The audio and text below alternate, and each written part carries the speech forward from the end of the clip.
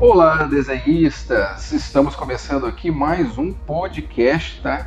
Você deve estar pensando, poxa, tá escrito número 1 aí no podcast, mas mais um? Não. O desenhoonline.com a gente tinha começado uma época, uma sequência de podcasts, né? Só que eu tô zerando essa contagem aqui porque agora a gente vai estar trabalhando no nosso canal, no canal Desenho Online, tá? Então é o seguinte, né? A gente vai estar trazendo aqui alguns assuntos muito interessantes relacionados a desenho, tá? E dessa vez a gente vai falar também de games relacionados ao ofício desenhista, tá? E, né, no caso, eu trouxe aqui um convidado muito especial de um canal muito especial também sobre games, tá?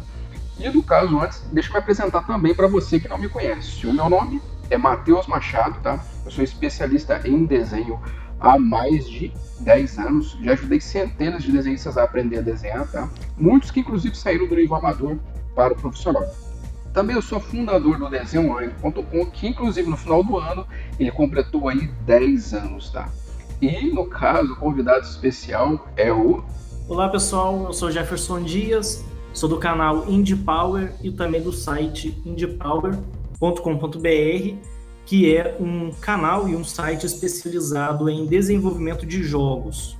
Bacana. Eu quero agradecer muito o Jefferson por ter aceitado essa parceria muito bacana, né, para esses podcasts, tá? E eu achei muito bacana. A gente vai poder fazer muita coisa legal, né? Trazer muita novidade para vocês que acompanham. Então, não perdem essa sequência de podcasts aqui, tá? Então, muito obrigado aí, Jefferson, tá? É um tema muito bacana para os nossos seguidores também. Assim como também vou aparecer no canal dele também, né? Com outros podcasts. Valeu aí, Jefferson. Eu que agradeço a oportunidade de estar aqui falando com o seu público. Show de bola. Muito bacana, obrigado mesmo. Bom, o tema do podcast de hoje é aprender a desenhar para games, tá? Eu lembro, né, quando eu comecei a me aventurar nos games, né?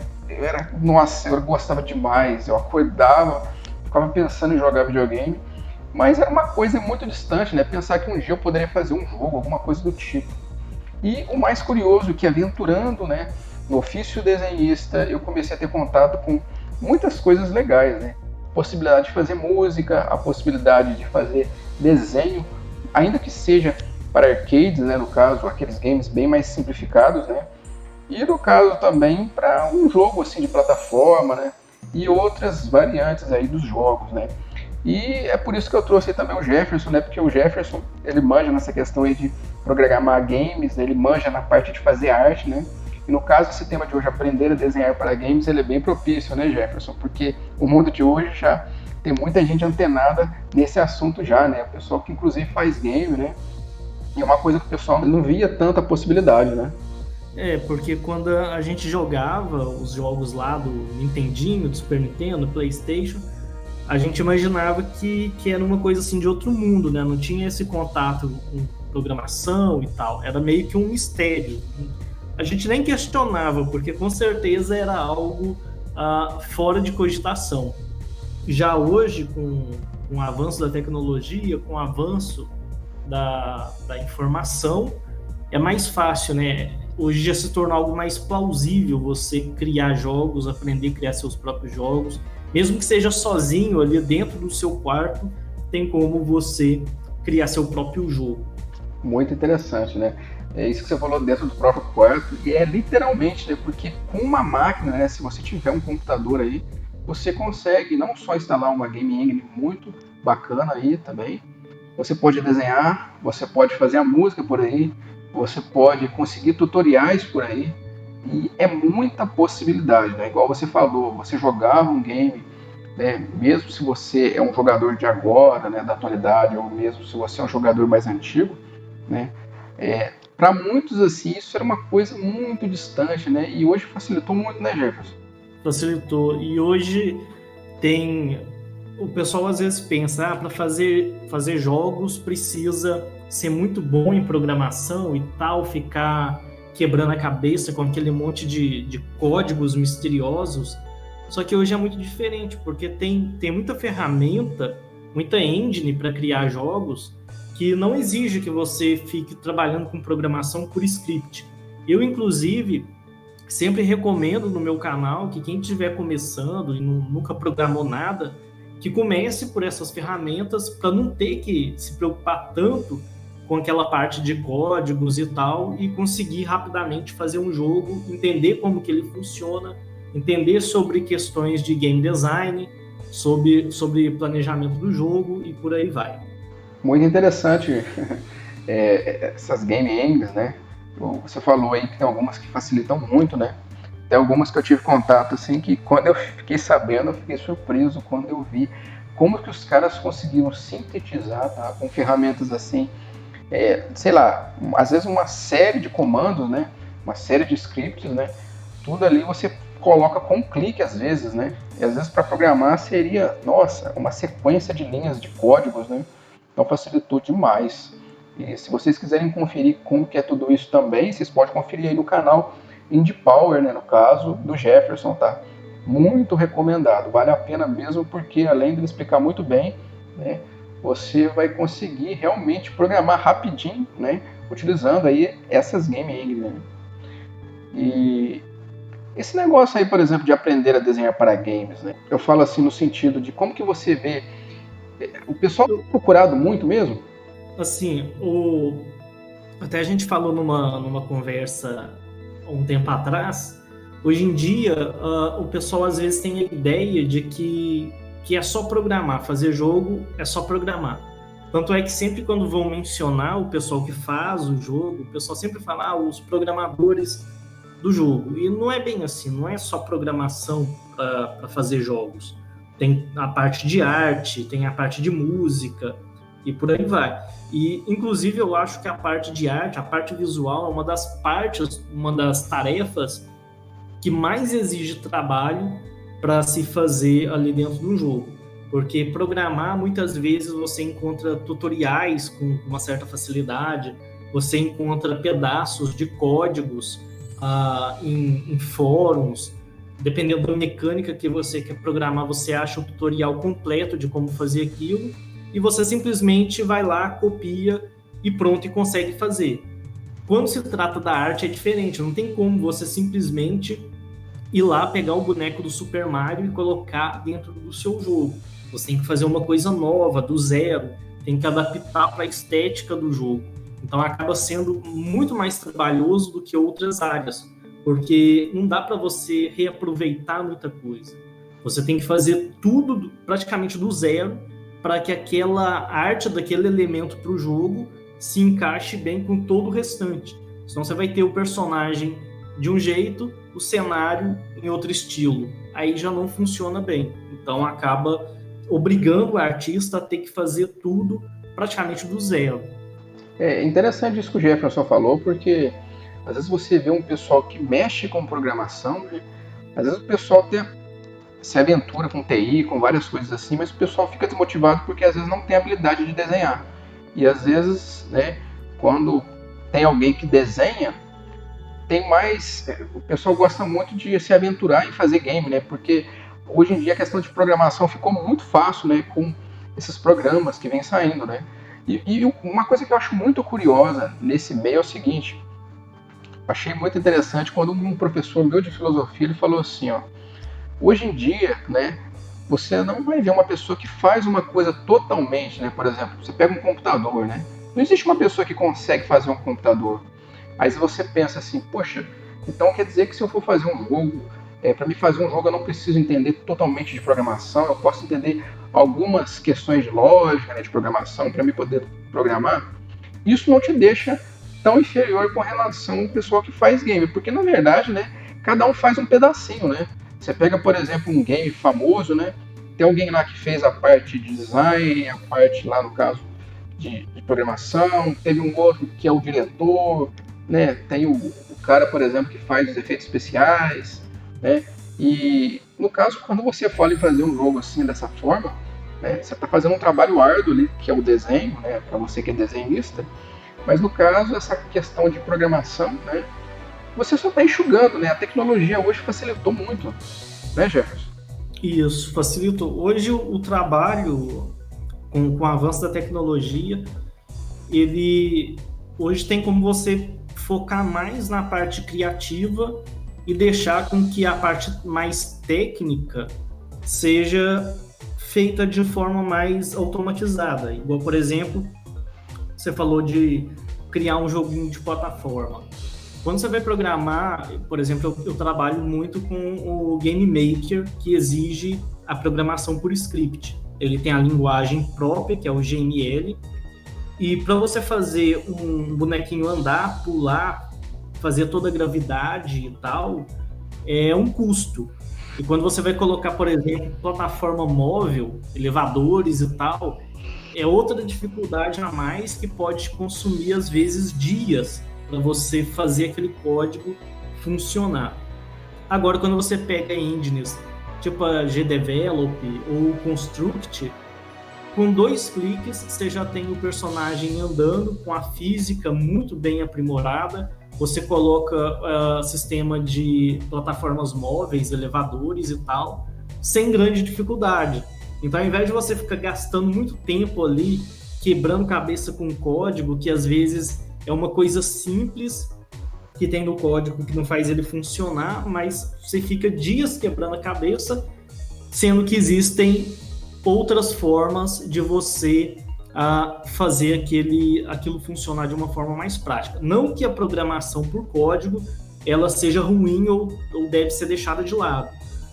Pelo contrário, o ideal é que a pessoa também aprenda a trabalhar com essa parte de código para abrir mais a capacidade dela, porque por mais que essas ferramentas te possibilite fazer jogos, programar com mais facilidade, tem muitas coisas que você não vai conseguir fazer só com aquelas ferramentas. Você vai precisar partir para o código e precisar trabalhar mais ali na linguagem de programação mesmo, para ter uma comunicação mais profunda com o sistema do computador.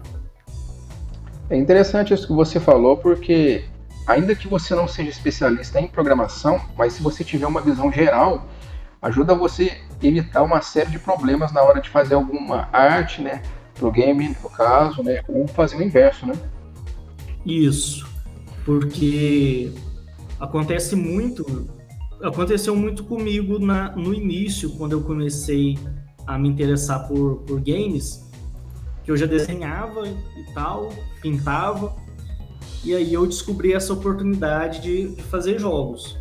E a minha ideia era pegar o meu conhecimento que eu já tinha de desenho e tal, pintura, e aplicar em fazer jogos.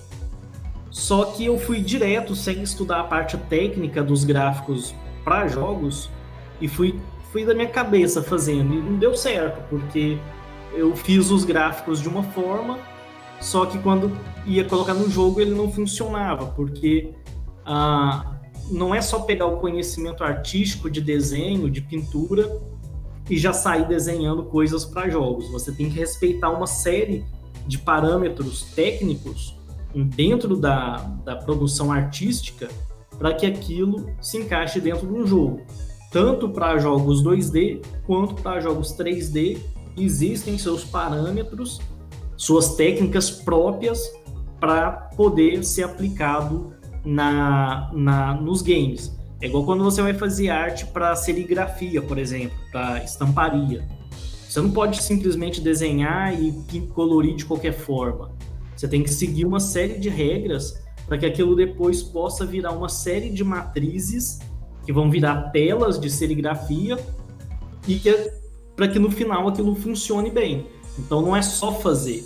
Você tem que entender a parte técnica do jogo para que a sua arte se adapte às características do jogo, porque afinal de contas um jogo é um software que vai rodar num hardware, e esse hardware tem suas limitações, tem sua arquitetura, tem sua forma de funcionar. Você falou, eu lembrei de uma coisa muito curiosa, né? Quando você é artista e só segue mais nessa linha, que é uma linha mais de humanas, né? Na hora que você vai programar, você começa a lidar com uma pessoa de exatas dentro de você, né? Porque você quer que as coisas deem certo, mas se você não se alinha certinho a cada detalhe, não vai dar certo, não vai fluir. Porque é uma questão de informação exata, precisa, né? E que não tem meio termo, ou é ou não é. E é uma coisa que o artista às vezes tem dificuldade de lidar, né? Então, assim, o game, na hora de você fazer um jogo, parece que você vai fazendo as fases com essa parte que às vezes você tem dificuldade. Isso, muito de matemática e entendimento de física veio só por causa dos jogos. Eu não tinha, assim, o entendimento profundo de questões de matemática, plano cartesiano e tal. Mas depois que você vai fazendo o jogo e vai vendo que precisa de muita matemática, trabalhar com aceleração, trabalhar com plano cartesiano, simulações de física, as coisas ficam mais fáceis. E a parte da arte também ajuda muito, porque às vezes você quer programar um sistema de física, por exemplo, alguma coisa ali um pouco diferente. E às vezes só com a visão matemática da coisa, você não consegue chegar no resultado, não consegue ver uma direção de como executar aquilo via programação. Mas quando você coloca a sua imaginação para funcionar e tenta visualizar, eu quero programar algo que se movimente de tal forma ali dentro do jogo, tenha um determinado efeito de física e tal.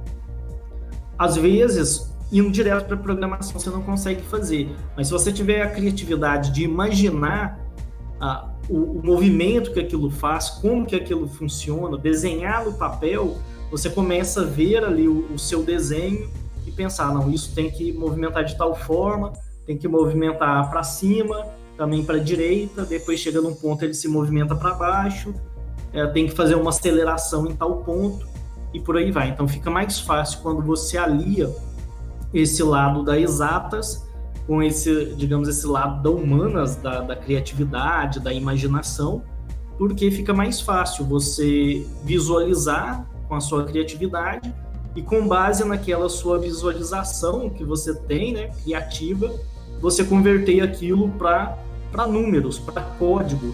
Então, é uma parceria que funciona muito bem quando se trata de programação, principalmente programação de jogo, que é uma programação onde você basicamente está programando as coisas para que aconteçam de forma visual. Então você programa um personagem, a física de um personagem, para que quando você vê ele realmente se pareça com a física de algo da vida real. Então você programa por código para que no resultado final seja algo que vai te exibir uma imagem, basicamente. Interessante, né?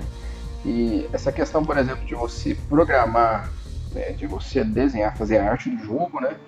À medida que você vai tendo claro isso, né, e vai desenvolvendo isso, né, vai aprimorando, vai fazendo com que o game que você está fazendo ele fique cada vez não só mais expressivo, né, porque você vai despertando, não só alinhando a questão da sua arte, né, com a questão do seu conhecimento de arte, como também a programação, como e você vai desenvolvendo a questão técnica, né, como você vai fazendo tudo de forma una, né. Eu vejo uma coisa muito curiosa quando tem um game grande, que às vezes coloca um profissional que mexe com a parte de arte e coloca outro que mexe com a parte de programação, parece que na hora de fazer, quando o jogo não fica muito bacana, fica uma coisa desalinhada, né? Sei lá, às vezes você olha o personagem no sprite, por exemplo, um jogo que seja de plataforma, o personagem ele é de um jeito, você pega a arte do personagem, está muito diferente às vezes na artwork do game, por exemplo. Parece que não tem um alinhamento, né?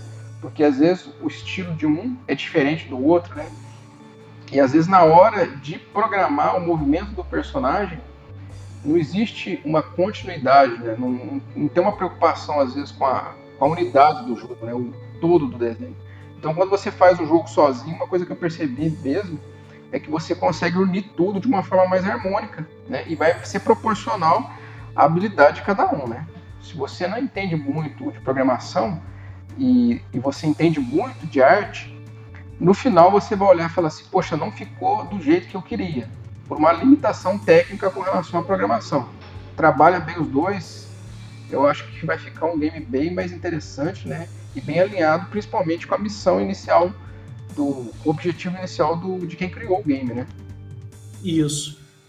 Por exemplo, suponho que isso acontece muito quando a gente vê o pessoal fazendo o jogo e pegando sprites prontos para colocar no personagem.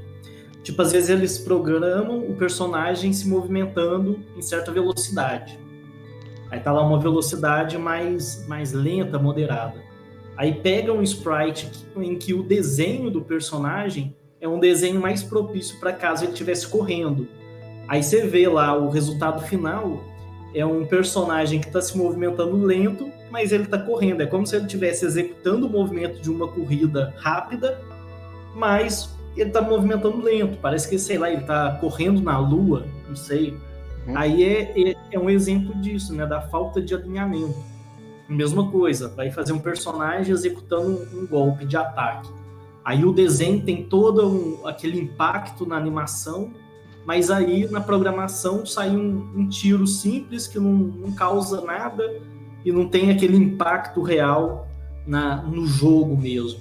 Então, às vezes falta de fato esse alinhamento da arte e o jogo para que a coisa se case da maneira adequada, né? E isso é interessante, que uma coisa que eu vejo é que pode ser não só uma questão de alinhamento dos dois, como também talvez uma limitação técnica, né? Tem game antigo que às vezes o personagem anda de uma forma muito estranha, pode ser por uma falta de alinhamento, como também pode ser um limite, né? Às vezes, sei lá, o jogo ocupava muito, né, do cartucho e o pessoal tinha um limite para gastar, né? Que é uma coisa que as duas áreas aí tem que fazer um acordo, né? O que vai sacrificar para deixar, né?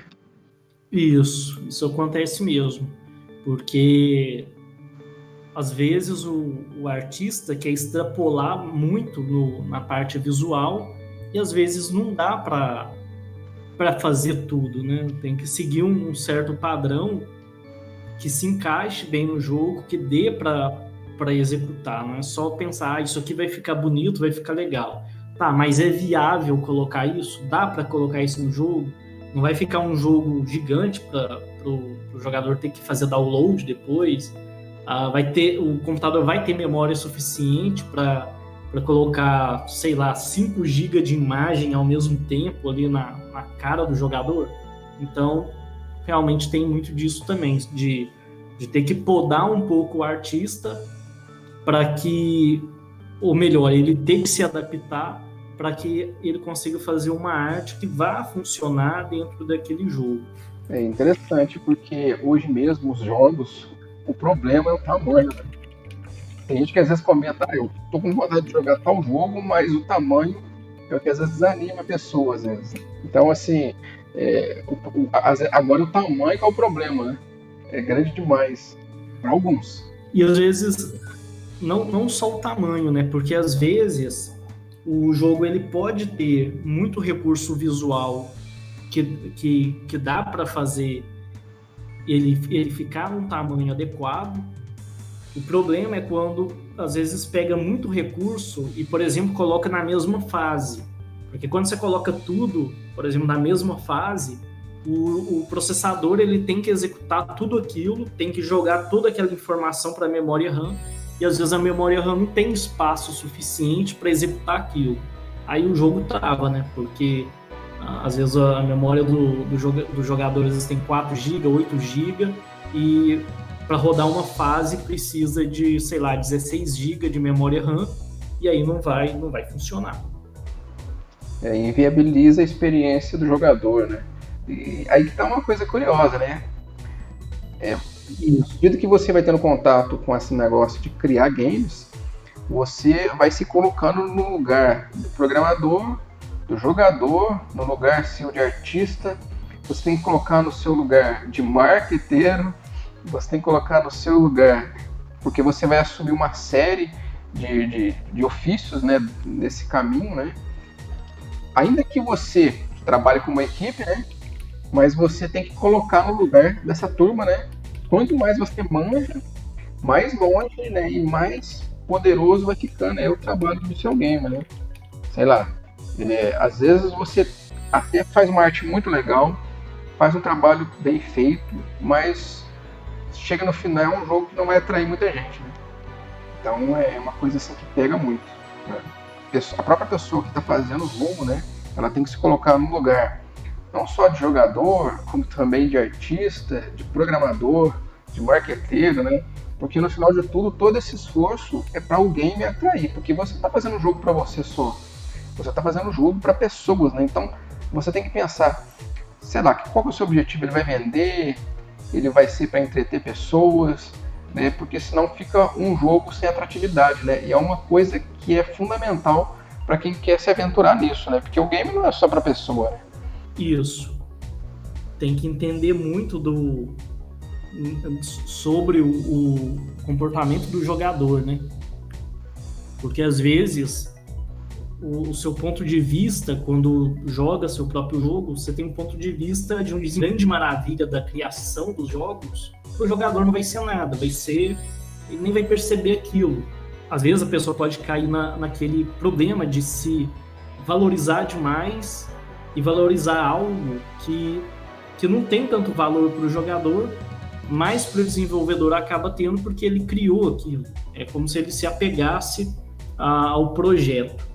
E ele tem que entender um pouco sobre o jogador, a experiência, o que o jogador busca e tal, para poder fazer algo que realmente seja bom. E nessa aventura aí é legal que você vai tendo uma série de contatos com coisas específicas, né? Às vezes, por exemplo, assim, você faz o desenho, sem você perceber, você está imaginando o som, né?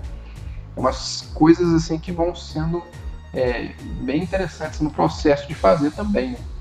Então, assim, uma coisa que eu percebi é que a pessoa começa, sei lá, supor, né, o que poderia colocar no game, né?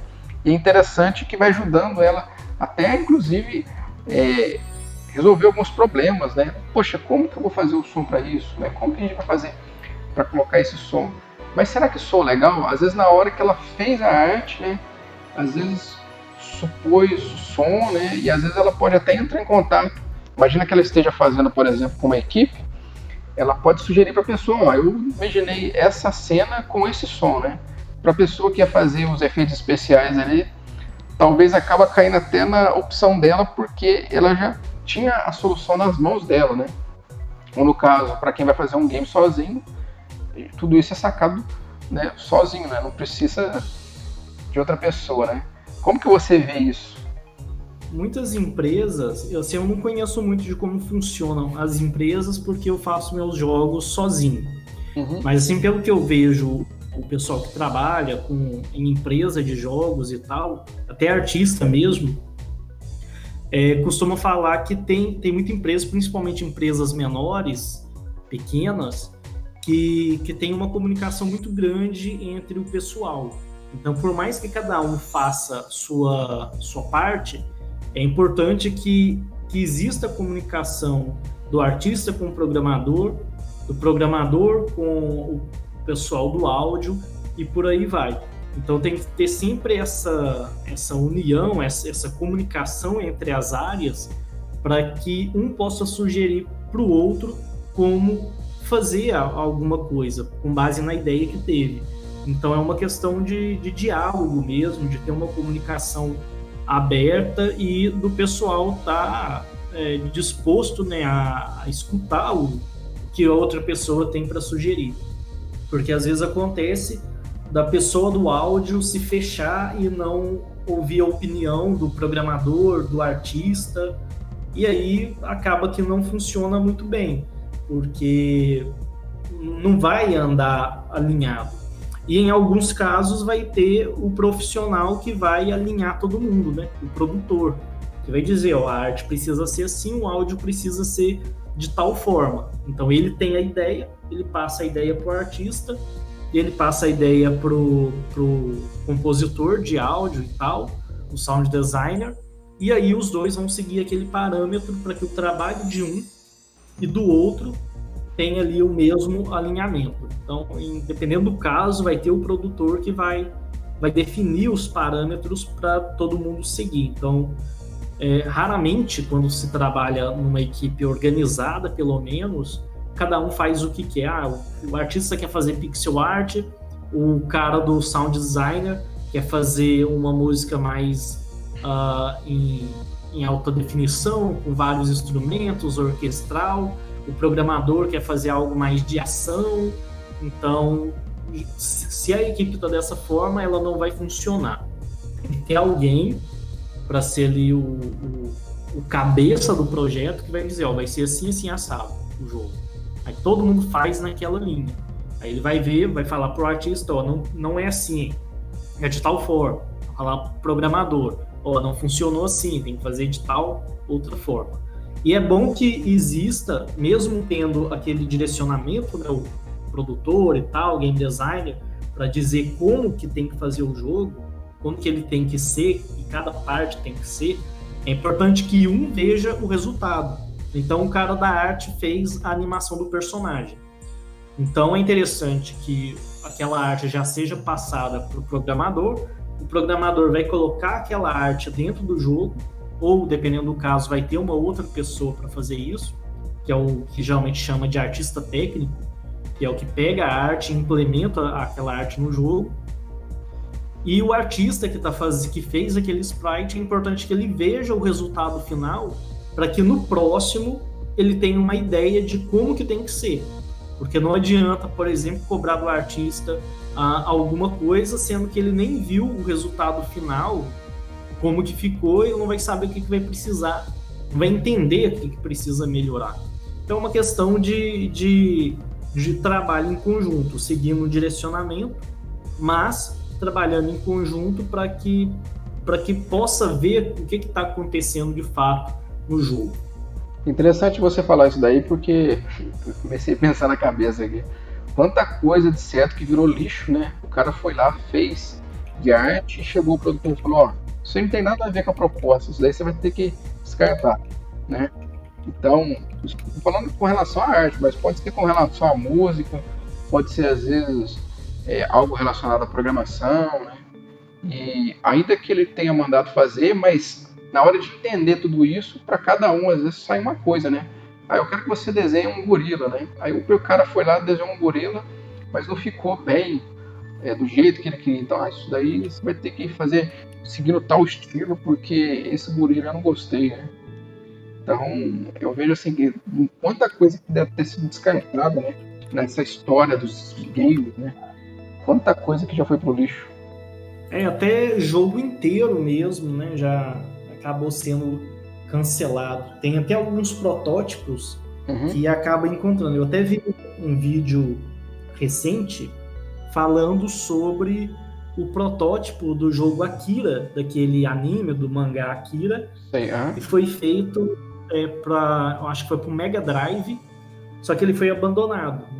Não se sabe por quê, pelo menos não vi informação sobre isso, mas tinha muita coisa do jogo e o jogo foi abandonado. Então ele foi deixado de lado, não foi publicado. Tem um jogo de Super Nintendo que ele ia ser também lançado na época do Super Nintendo, ele foi cancelado. Aí uma empresa, eu acho que foi em meados ali de 2010 até 2012, comprou os direitos do jogo, comprou o projeto e parece que eles terminaram o jogo e lançou inclusive em cartucho físico. É um jogo lançado, acho que foi em 2012 mesmo que o jogo foi lançado para Super Nintendo. Eu não lembro o nome dele, mas se pesquisar algo como os últimos jogos atuais lançados para Super Nintendo, provavelmente vai encontrar. E é um jogo bom, inclusive. Tem uma arte boa, um game design bom, embora ele seja difícil, mas é um jogo que também havia sido cancelado e foi, depois de muito tempo foi terminado. É interessante, eu lembro dessa notícia, eu não lembro qual é o título do jogo. Então eu fiquei pensando também, né, quanta coisa ficou engavetado também, que ficou em off, né? Tem coisa que o público ficou sabendo, tem coisa que o pessoal nem comenta. E, ô Jefferson, o que você acha, assim, no caso, aprender a desenhar para games? O que você acha que a pessoa, por onde que você acha que a pessoa tem que começar? Assim, eu acho que para quem vai trabalhar com arte, vai fazer sua própria arte para jogos, o desenho é a base de tudo, da parte visual. Independente se é 3D, se é 2D, saber desenhar é fundamental. Porque às vezes o pessoal pensa, quero trabalhar na parte de 3D, não vou aprender a desenhar. Aí recorre aos blueprints, né, que é aqueles projetos que tem o personagem de frente, de lado, e a partir daquele ele modela o personagem. Só que aí você fica limitado a criar personagens que já foi desenhado por outra pessoa, que o projeto já foi feito por outra pessoa. Então é importante que a pessoa saiba não só saber desenhar, mas também saber conceitos de character design, né, design de personagens e tal, que vai além um pouco do desenho, porque aí já envolve outros assuntos como silhueta, sobre teoria das formas e tal, para você fazer o personagem no formato adequado, entender a história do personagem e transmitir a história através de características físicas e do vestuário do personagem. Então, o desenho é a base assim, de fazer arte para jogos. Mesmo que você vá para um caminho de pixel art, por exemplo, o desenho ainda assim acaba sendo fundamental. Tem muita gente que às vezes vende a ideia do fazer arte para jogos sem saber desenhar. E assim, se você pegar um tutorial de pixel art simples, onde o cara vai ensinar onde que você tem que clicar para colocar os pixels do personagem, você vai conseguir fazer. Porque vai ter ali uma grade de pixel, é só você ir clicando onde o cara do tutorial, do curso, sei lá, tá clicando. Mas se você tiver que criar algo novo e precisar de conhecimento que é fundamentado em técnica de desenho, você não vai conseguir fazer. Então, o desenho acaba sendo muito importante, até mesmo para técnicas simples. E fugir dessa ideia do fazer arte sem desenhar. Fazer arte visual sem desenhar, né? Porque isso não vai funcionar muito bem, não.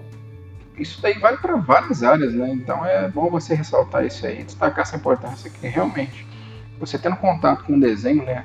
Ainda que seja tradicional, você vai fazendo uma série de sínteses, né, sobre o processo de criação da arte, né? E quanto mais você entende, mais poder você vai ter sobre a ferramenta, né? No caso, pode ser não só sobre a Ingrid, né? A Game Ingrid, como também os programas, né? É bem interessante. E o que você acha assim, mais difícil, né, para quem está começando, né, no caso, aprender a desenhar para games? Assim, eu acho que o mais complicado talvez seja adaptar métodos mais tradicionais de desenho para o ambiente dos games, né? Uhum. Porque uma coisa é você fazer um desenho de uma ilustração, outra coisa é você fazer um desenho, uma arte para jogos. Porque aí você tem que encontrar uma técnica, né? Seguir uma série de padrão para que aquilo funcione no jogo. Por exemplo, se o personagem for pequeno, às vezes vai trabalhar com pixel art. Então, você tem que adaptar todo o seu conhecimento de desenho para que aquilo funcione em pixel art. Porque às vezes um personagem que vai funcionar muito bem em tamanho maior, em ilustração, não vai funcionar na pixel art, quando é uma pixel art menorzinha. Aí você tem que adaptar todo o seu estilo de trabalho para fazer um personagem ou qualquer elemento visual que vá funcionar bem dentro da pixel art, por exemplo.